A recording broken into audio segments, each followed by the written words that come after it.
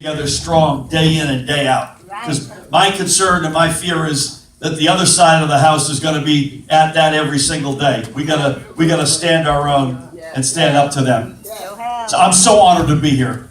I mean, I'm in Newark all the time. Reverend, thank you so much. Reverend Branch, thank you so much for your kind words, and to all the members of the clergy, many of whom are down front here. God bless you all. Thank you for your prayers. I'm in Newark all the time. In fact, our headquarters are in Newark. And not only our headquarters, we have two headquarters in Newark. We love Newark so much. So we're at One Gateway Center on the 10th floor. Come by and say hello, Suite 1025. A little bit crowded, but come on by. And then we're down at 744 Broad. Right? Yeah. We got the chairwoman of 744 Broad. We get the whole team here. And that's a nice open storefront, so come on by, learn more, follow us. If you want to keep kicking the tires on us, our website is murphy4nj.com, murphy4nj.com. I want to acknowledge there are lots of members of my team here today. I want to acknowledge Reverend Derek Green right behind me. Amen. Reverend, God bless you, keep me in your prayers. And he's already been acknowledged, but I want to underscore freeholder Brendan Gill, who's our chief executive, is with us today. Brendan, good to have you, buddy. Standing beside his fellow freeholder Rufus Johnson over there. And I see Wayne Richardson in the corner as well with him. Kind of a freeholder cabal going on over here. Let me ask you a question. Is it a quorum? Okay, I'm just checking. I'm just asking the question. If it is, we better get over there and listen up and what's going on. So I want to tell you real quick a couple of things, and I apologize. The clock is not our friend today, so I'm going to go as fast as I can, and I want to take some questions, and I promise you this. If we don't get a chance to answer your questions today, Reverend Green and Brendan and I will make sure that we get back to you somehow. So it's really important that whatever card you give us, you tell us how we can find you. Is that okay? Okay. First, the race. The primary is June 6th. And former Mayor Sharp James, the Honorable Calvin West would be very mad at me if I didn't say, I need you. We need your help. Okay? As Mayor James would say, you can't wish this to happen, you can't hope it to happen, you can't pray it to happen. All that helps. We got to get out and vote. So June 6th is primary day. So God bless you and thank you for your help. It's a competitive election. You know, I like where we are right now, but boy, we're not taking anything for granted in Donald Trump's America. Right? I thought Hillary Clinton was going to get elected president. I got that one wrong. So we're taking nothing for granted. And in so many respects, as Newark goes, so goes the whole election. There's an enormous amount riding on the election generally, and in particular in this great city. And yet I've been arguing for months now. We declared 9 months ago. We've been out campaigning for 9 months. So we only got less than 4 to go. So we're, in our clock, we're three quarters of the way through this.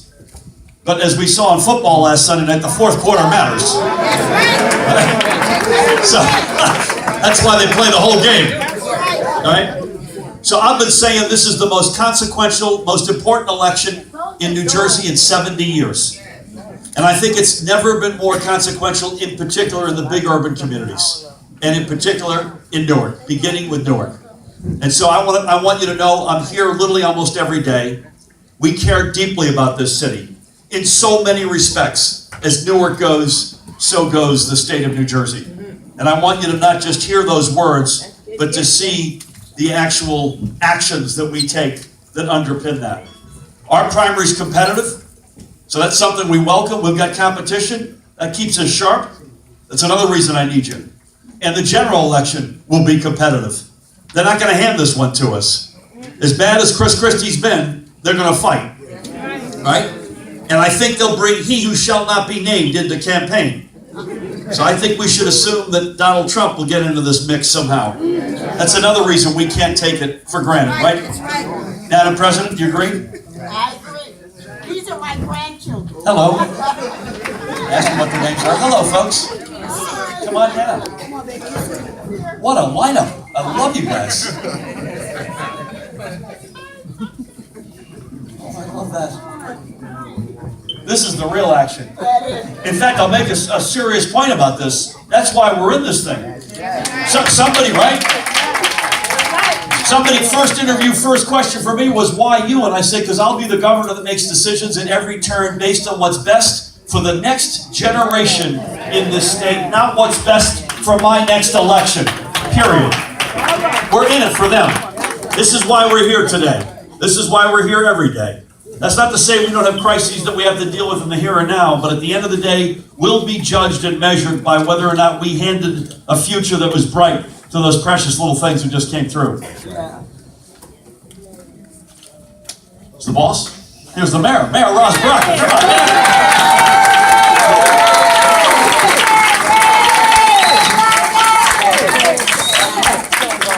One more time, let's hear for the mayor, Mayor Ross Baraka.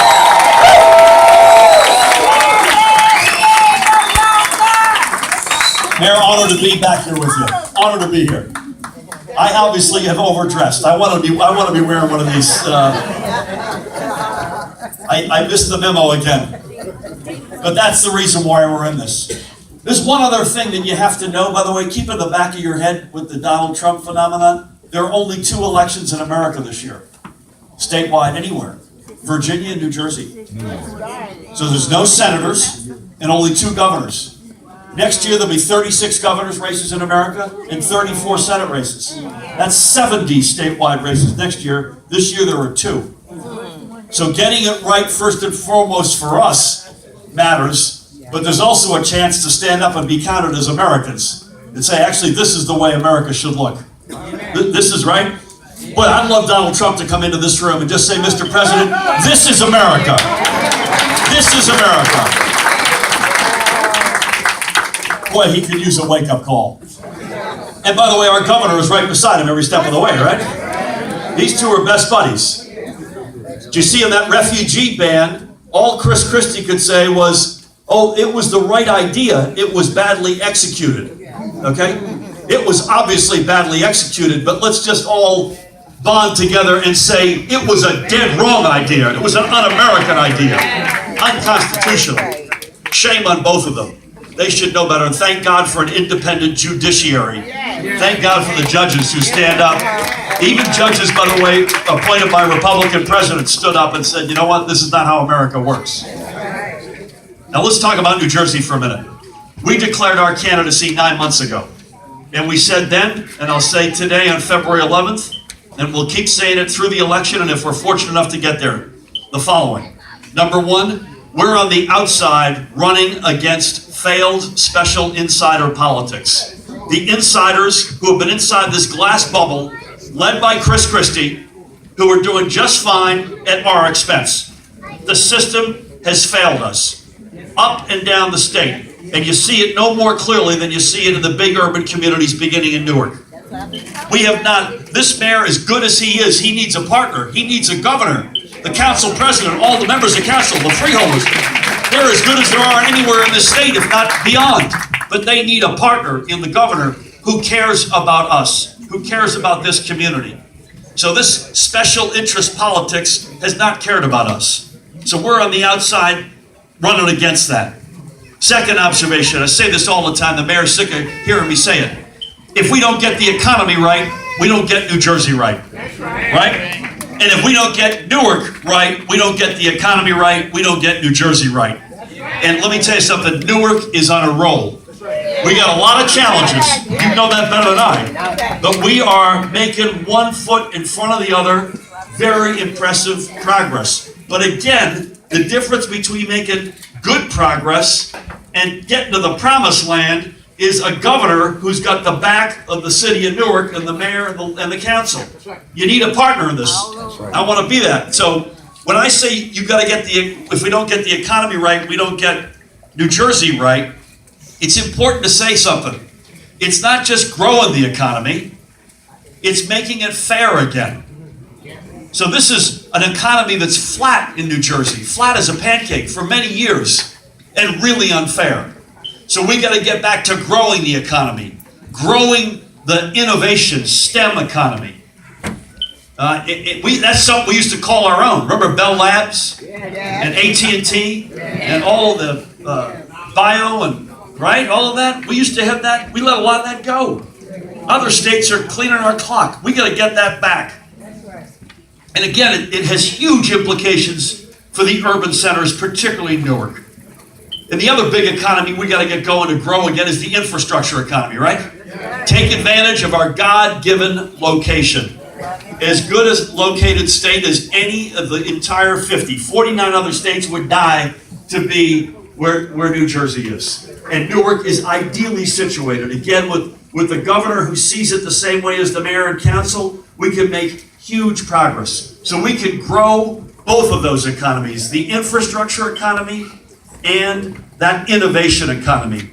Now, where's Reverend Green? We're making a big speech on our urban city agenda on February 22. Reverend Bartley's still with us. He was? Right here, right behind me, man. I didn't see you. We're down on Hawthorne Avenue at 3 o'clock on the 22nd at the Panasonic, what's it called? The Newark Tech World. This place is rocking. Okay? So there's a reason we're going to be there on February 22nd at 3 o'clock, Newark Tech World, Hawthorne Avenue, and we're going to have a big discussion about our urban city agenda. And we're doing it there for a reason, because that's an example of the innovation economy, with skills that are available for up and down the whole food chain of jobs. And there's lots of opportunities, again, if we get this right. So we got to grow the economy, but by the way, we got to make it fair again. We got to increase minimum wage to $15, right? We have to do that. We got to make sure that everybody gets earned sick leave, not just some people in the state, right? We got to make sure that we put in a child dependent care and caregiver for maybe grandmom or grandmother or mom or dad tax credit, so folks can afford to take care of their loved ones and still go to work. How about this? Equal pay for equal work. So we're in a state, by the way, where on average, a woman earns 80% of what a guy earns for the exact same work. Is that unbelievable? And if you're an African American woman, it's 60%. If you're a Latina, it's less than 50. That's shameful. In the year 2017, in the great state of New Jersey, we can do better than that.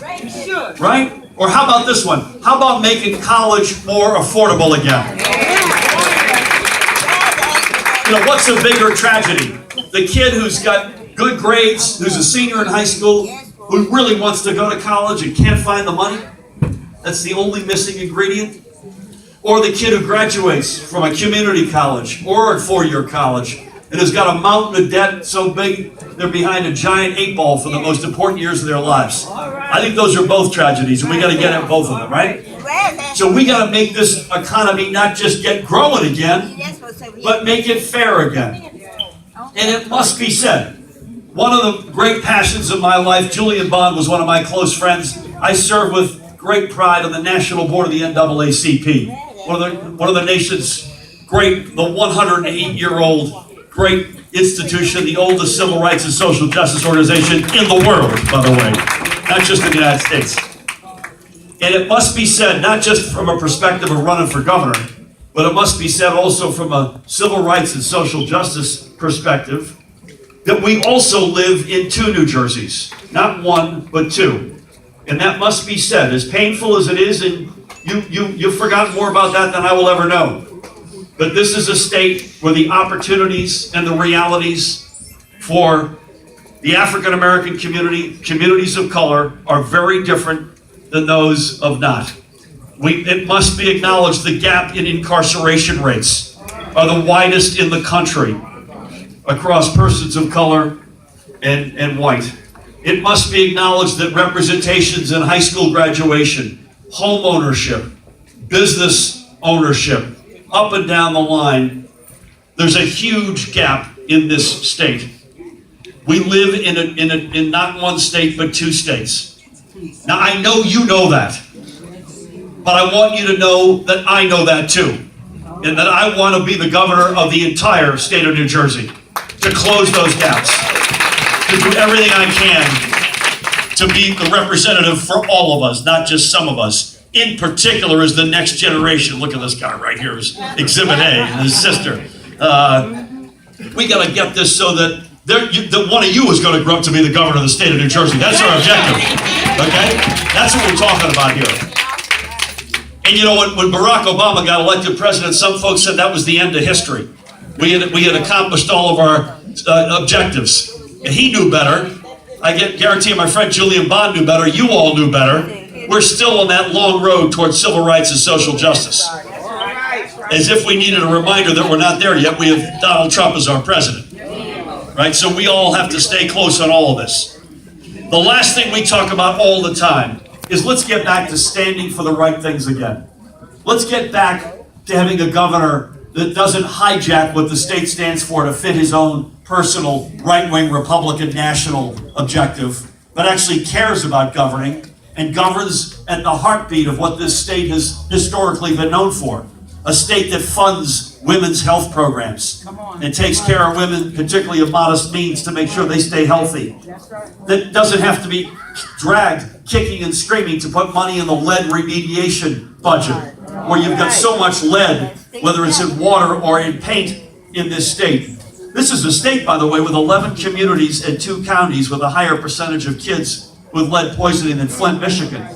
And yet Governor Christie had to be dragged kicking and screaming to put money against that. How about a governor, and I will be this governor, that signs sensible gun safety laws, right? Good morning. This governor has vetoed one after the other. And someone said, well, we've already gotten strong gun laws in New Jersey, and most of the guns that come in and are part of gun crimes in New Jersey come from out of state. Well, that may be true. But what if we saved even one life? Even one precious life by having a leader who accepted that guns can be safer, that we can have a better environment in gun safety. He has not been that governor. I will be that governor. You have my word on that. And we can keep going, whether it's school funding, whether it's environmental justice in urban communities, up and down. Let's get back to standing for the things that we know is in our heartbeat as a state, that we used to stand for, that we're proud to stand for. So again, if you follow us around, that's what you'll hear us saying. That's what we'll do if we're fortunate enough to get there. We're running against failed special interest politics. Politics led by Governor Christie that doesn't care about us. Secondly, we're running to get the economy right, in particular in the big urban communities. That means growing it, that means making it more fair, and that means shrinking our state, not from 2 states, depending on your race, but to 1 state, all 9 million of us. And thirdly, you'll hear us talk about let's get back to standing for the things we used to stand for with great pride, and we'll do that. Two quick comments before I want to turn it over to Mayor Baraka. Number one, I know it won't be easy, but I'm an optimist. I really believe with all my heart, this is a great state with great prospects. It's missing only one ingredient, and that's the governor. Right? If we could, amen to that, right? Yes. So if we could do one thing, and that's why I'm here asking for your support. If there's one move we could make that would put us automatically, and I'm not saying this stuff will be easy, automatically into a better place. It's having a governor who understands how to lead, who cares about leading, not just for himself or for his buddies, but for all of us. So I'm a huge optimist. Just even with new leadership that cares, we could be in a different place. I also look at all the things that we could be doing, that we should have been doing, that we haven't even tried. There's a lot of opportunities to take steps we haven't even tried. I don't know if it's because they've been incompetent or they don't care, or all of the above. But with the right leadership and the right priorities, we could do a lot together. I'm completely convinced of that. It won't be easy. It won't be overnight, but we can make a lot of progress together. Last comment. I said this already, but I want to say it again. We're in this thing for the next generation. That's not to say there are not here and now issues that we need to address, which we will do. But we'll do that and also look to the future and not to the past. I feel like Donald Trump and Chris Christie want to go back. Do you have that feeling? Yeah. They've got some sort of feeling of what it used to be like. I have a sense of what they're saying, even though they're not saying it. You with me? They want to go back to sort of The good old days. So listen, there's some things I'd like to go back and get. I'd like to have a AAA bond rating again in New Jersey. I'd like to have a low unemployment rate. Right? I'd like to have presidents like Kennedy and Johnson who were signing the Civil Rights and Fair Housing and Voting Rights Acts. Things like that. There are things in the past I want to go back to, but I will tell you, I'll put my NAACP hat back on. We're not sitting around that board next Saturday talking nostalgically about 1955, right? We need to go to a place that we've never been before. That's the order of business for all of us. We need to take some good things we used to have and take us to a place where all 9 million of us look around and say, you know what, this is the way it should be. This is the way it was meant to be. I grew up with nothing. My dad didn't get out of high school, my mom did. She made sure we got educated. He made sure we cared about politics in the community. And the fact of the matter is, we had not 2 nickels to rub together. I think back to when I was 10 years old, 1967. Hard to believe that, I'm 59. Notwithstanding having no money at all, you felt like in John Kennedy's America and Lyndon Johnson's America, if you worked hard, you stayed in school, you got good grades, you stayed out of trouble, you were going to do better than mom and dad. Right? That was kind of part of the deal. Well, if you to say to me, what's the one singular reason you're up here running for governor, is that same deal isn't true today for that little 10-year-old kid that I was, whose family is hanging in the middle class by a thread. Or maybe they're working poor, as we were. Or maybe they're struggling to even get their hands on that poverty line. This is America. This is a time and a place when that 10-year-old, no matter what their circumstances, gets the good education, has that shot to go all the way to the top, just because he or she is an American. People say to me, hey, you were successful, how come? I said, I worked hard, but boy, did I get lucky. And the biggest piece of luck I have, and we have to get back to, is I was born in the United States of America. Right? We got to get back to saying, you know what, that's a good thing. That's something we're proud of. This is a great country. We're all Americans. Let's have a country and a state where it works for all of us. In our case, all 9 million of us. God bless you all. Thank you so much for hearing me out. I want to introduce the mayor. Let's give it up for the next governor, y'all. Southward, let's give it up for the next governor. Southward, let's give it up for the next governor. And you know, and if the Southward says it, it's so. Gotta hear me. If the Southward says it, it's so. That's right. Southward say he the governor, they need the governor. Isn't that right? Right. So we affect what happens in this state. Right here. That's the way we have to feel. We affect what happens in this state. And what Governor Murphy said, and I'm going to say it because I've learned you got to put it into existence. Right? You got to put it into existence, and we make it happen. You know, it's good to look out into this audience and see the fine clergy that we have here, strong, powerful Southward clergy we have here. See Kyle Graves in the audience, Evelyn Williams, Councilman Bradley in the back. My brother, the person who looks out for me, Senator Rice behind us, down in Trenton, rocking and rolling all of the time. Behind us, the councilman of this ward, Councilman James, over here as well. It's good to see that all of us can come together to support the next governor of our state. It is great. Sometimes we have our own individual ideas, but sometimes God has a better idea for all of us. Right? That's right.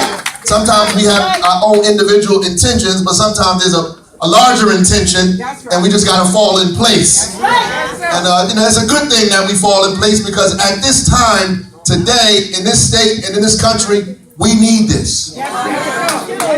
More than ever, we need to be together. More than ever, especially when I had to watch on social media them swearing in Jeff Sessions and hear the haunting voice of Coretta Scott King in my head telling them that this man should not be the next Attorney General. He shouldn't be the federal judge at that time. None of that mattered to none of those people. None of it mattered that Coretta Scott King, they just celebrated Martin Luther King's birthday and tweeted about Martin Luther King, but didn't listen to his wife, who told him not to put that man in that position. which means we have a lot of work to do together. I know we all got our little individual ambitions. We got things we got going on. It's time for us to get back to some things. It's time for us to get back to some things. It's time for us to start rocking and rolling out here, right? I think some of us have arrived too early. You know how you get to the party too early? Ain't nobody there yet? Music ain't even start playing. The line ain't even come outside the door. You feel a certain kind of way. You almost get back in your car. You want to go back home and wait till people get there. You start calling. Anybody get there yet? I think a lot of us arrived too early. Got our three-piece suit on, our lizard skins, our fancy socks, nice watch, our tie, three-piece suit, nice coat. We out the front talking about I is here. But we done left everybody back home. It's time for us to get back to basics and make sure we bring everybody to the party.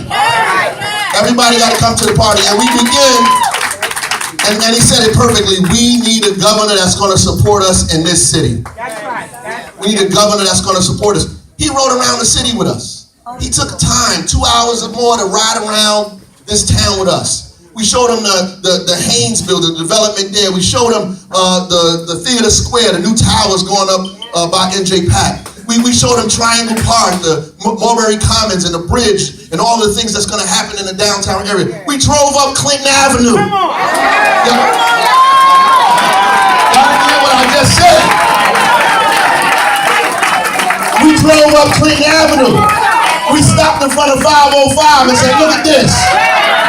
We showed them this whole area and said, this is what we want to do in the Southward. I had to do that. I grew up around the corner. So I showed them the area and said, look, this is what we want to do. We went to the port. We showed them the port and said, listen, all of this development, we want to develop all these warehouses, all this stuff around. We need to put Newarkers at work. We talked about all of these incredible things, and we talked about the PATH train that your councilman fought so hard for with us. The PATH train that's going to stop in the Southward and go to the airport to create jobs in this area. And that we need a tax credit not just for development and corporations and residents downtown. We need tax credit for industry and warehousing so that we can get jobs. And he was taking notes. He was taking not just his people, he took notes himself and was very interested in what was going on and what we needed. I was impressed by that. And when I left a tour and I went upstairs, I told people, I said, you know what? Nobody has ever done that. Nobody running for office, no governor, nobody has ever come, the sitting governor hasn't done that. Nobody has ever come to our city, and not just the downtown, but the port and in the community to see what it is we need, what we want, how we can make this happen collectively. I was impressed, and so I told the people in the West Ward, like I'm going to tell the people in the South Ward, I'm not going to just tell you to vote for Murphy. I'm going to go to Chancellor Avenue, to Greater Abyssinia Baptist Church, myself, and I'm going to walk through the door and get behind the curtain, and I'm going to pull the lever for Phil Murphy. I'm going to do that. I'm going to do it myself. I'm not just saying do it, I'm going to do it. And I want you to follow my action, not my words. I'm going to do it. And you should do it and tell everybody else you know that you need to do, we need to do it too. There's no more time for division.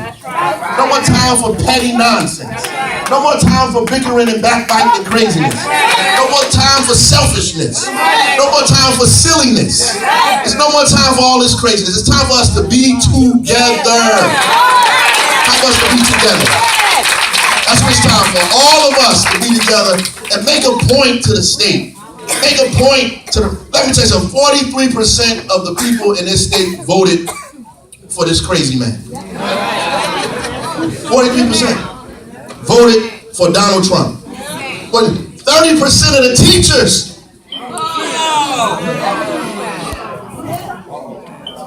It's scary. It's scary.